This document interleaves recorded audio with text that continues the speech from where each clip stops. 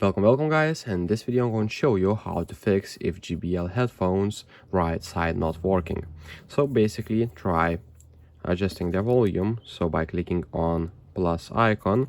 If that doesn't help you, what you can try is basically by hard resetting them. So click on plus and minus and hold it for like, I don't know, like 10 seconds, and this should perform a hard reset.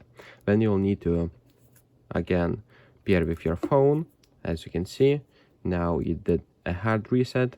Pair with your phone and try listening to it. If that doesn't work, check with the aux cable if your speaker isn't damaged. So basically plug your aux cable to one side and either to phone or other device, it doesn't even matter, and listen.